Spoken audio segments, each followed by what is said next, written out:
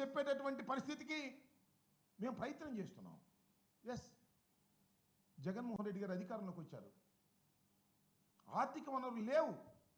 ఆ రోజున చెప్పాం, ఈ రోజున చంద్రబాబు అదే చెప్తున్నాడు. చంద్రబాబు గారు ఏమన్నారండి? సెల్ఫ్ సస్టైన్ టౌన్ అంటే ఇది తన డబ్బులు తానే సృష్టించుకుంటుంది, మనకేం పెట్టుబడి పెట్టాల్సిన అవసరం లేదని చెప్పలేదా? మేమేం చెప్పాం? మేము హైకోర్టులో, సుప్రీంకోర్టులో కూడా అఫిడవిట్స్ వేసాం. అయ్యా, రాష్ట్ర పరిస్థితి లేదు, ఇది ఆర్థికంగా ఇంత ఖర్చు పెట్టలేం, దీన్ని అభివృద్ధి చేయలేం అని చెప్పాం. చంద్రబాబు నాయుడు గారు ఏమన్నారు? సెల్ఫ్ సస్టైన్ అన్నాడు. మరి సెల్ఫ్ సస్టైన్ అయితే ఏం చేస్తున్నారండి చంద్రబాబు నాయుడు గారు మీరు ఇవాళ? అప్పా, ఇంత అప్పండి, నాకు అర్థం కాలేదు. భయంకరమైనటువంటి అప్పు తీసుకొస్తున్నారు ఇవాళ మీరు. ఎవరు చేయాలి అప్పు? ఎవరు తీర్చాలి అప్పు? 52,000 కోట్ల రూపాయల అప్పు తీసుకొస్తున్నారు ఇవాళ మీరు. అప్పుల గురించి ఏమన్నారండి మీరు? అదే చంద్రబాబు నాయుడు గారు అనుభవజ్ఞులు మీరు. 4వసారి ముఖ్యమంత్రిగా ప్రమాణ స్వీకారం చేశారు. జగన్మోహన్ రెడ్డి గారు అప్పు తీసుకొస్తుంటే ఏమన్నారు?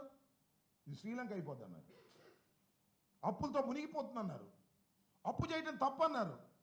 అప్పుడు అప్పు చేయటం తప్పు, ఇవాళ అమరావతి కోసం అప్పు చేయడం కరెక్టా?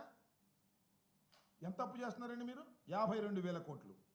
ఏడీబీ బ్యాంకు నుంచి 15,000 కోట్లు, కేఎఫ్డబ్ల్యూ నుంచి 5,000 కోట్లు, హట్కో నుంచి 21,000 కోట్లు, సిఆర్డీఏ కమిట్ అయిన అప్పులు మరొక 21 కోట్లు, మొత్తం 52,000 కోట్ల రూపాయలు మీరు తీసుకొస్తున్నారు.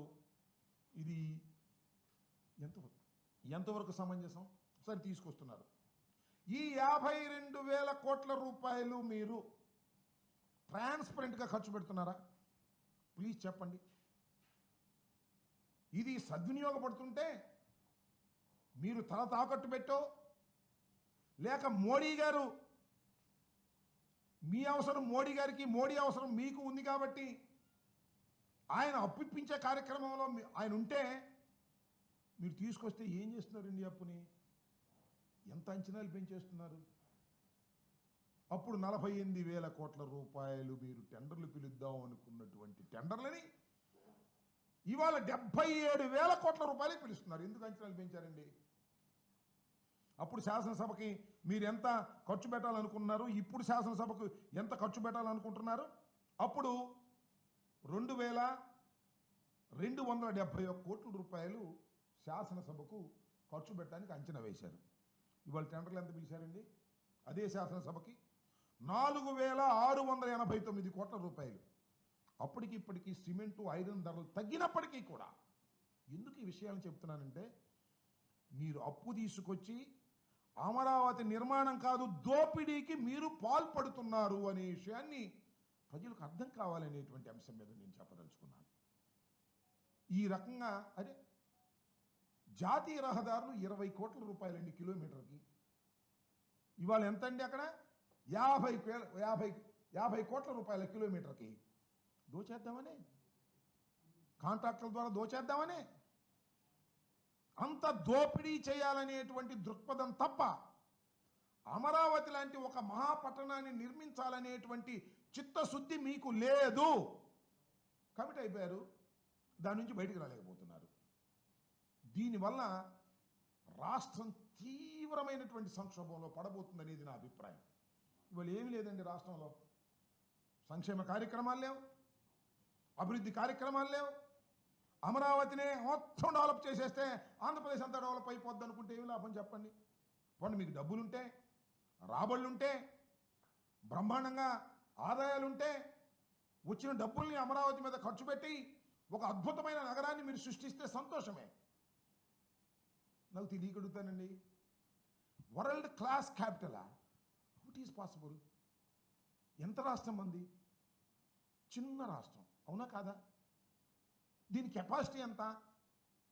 గాయపడినటువంటి రాష్ట్రం కదా, విడిపోయినటువంటి రాష్ట్రం కదా.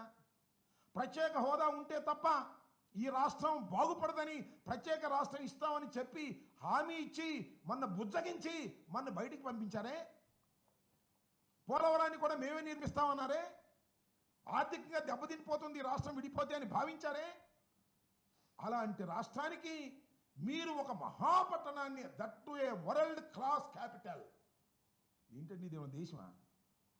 అప్పుడు రాష్ట్రం ఆదాయాలు ఎంత, దాని కెపాసిటీ ఎంత? ఏమిటి చంద్రబాబు నాయుడు గారు ఏం చేస్తున్నారు? మిమ్మల్ని ఏమైనా అంటేనేమో బాగా అనుభవజ్ఞులు, టాల్ పర్సన్, మీకు అనేకమైనటువంటి పత్రికలు బలం ఉంది, దానికి తోడు మోడీ గారితో మీకు అవసరం ఉంది, ఆయనతో మీతో అవసరం ఆయనకి ఉంది కాబట్టి ఆయన పొగిడేస్తాడు మిమ్మల్ని, మీరు నన్ను ఆనందపడిపోతారు. రాష్ట్రం ఎక్కడికి పోతుందని ఆవేదనతో చెప్తున్నాం, గుర్తుపెట్టుకోమని మనం చేస్తున్నాం. మేము రాజధానికి వరల్డ్ క్లాస్ క్యాపిటల్ నిర్మించటంలో ఆయన నిర్మిస్తానంటే మాకేం అభ్యంతరం లేదు, మాకు సంతోషమే. కానీ సాధ్యం కాదు, సాధ్యం కాదని అమరావతి 1 నిరూపించింది 5 ఏళ్లలో. ఏం కట్టారండి మీరు? నాకు అర్థం కాలేదు. 5 ఏళ్ళు మీకు అవకాశం ఇస్తే తాత్కాలికమా? అసెంబ్లీ తాత్కాలికం, సెక్రటేరియట్ తాత్కాలికం, హైకోర్టు తాత్కాలికం, అన్నీ తాత్కాలికమే కదా. తాత్కాలిక కూడా ఎంత ఖర్చు పెట్టారండి? 5,000 కోట్ల రూపాయలు. కేంద్ర ప్రభుత్వం 2,500 కోట్ల రూపాయలు ఇస్తే రాజధాని నిర్మాణానికి, రాజధాని నిర్మాణం కాదు, అసెంబ్లీ, సెక్రటేరియట్, హైకోర్టు నిర్మించేస్తే సరిపోతుంది.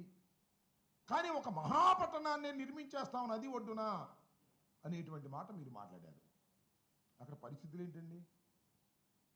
స్క్వేర్ ఫీట్కి ఎంత అవుతుందండి? దాని లోతు ఎంతండి? ఆ సాయిల్ ఎలాంటిదండి? ఇవన్నీ అబ్జర్వ్ చేయకోకుండా మీరు 6 లక్షల చదరపు అడుగులు నిర్మాణం చేశారు మీరు, భవనాలు, 6 భవనాలు. ఈ 5,000 కోట్ల పై చిలుకులో ఒక్కొక్క స్క్వేర్ ఫీట్ ఎంత ఖర్చు పెట్టారు తెలుసా? 11,000 రూపాయలు ఖర్చు పెట్టారు. ఎక్కడా లేదు అప్పుడు. 11 స్క్వేర్ ఫీట్కి 11,000 కోట్ల రూపాయలు ఖర్చు పెట్టి గంగపాలు చేశారు. డబ్బులన్నీ కూడా దోచేసుకున్నారు మీరు. ఇవాళ మళ్ళా అమరావతి 2 అని ప్రధానమంత్రి గారిని పిలిచారు. ప్రధానమంత్రి గారు మీ దగ్గర ఉన్న పార్లమెంట్ సీట్లు అవసరం కాబట్టి ఆయన వచ్చాడు. నాకు తెలియకూడదండి చంద్రబాబు నాయుడు గారు, మీరు ప్రధానమంత్రి గారికి మీరు అవసరం, మీకు ప్రధానమంత్రి గారు అవసరం. లోన్లు ఎందుకండి?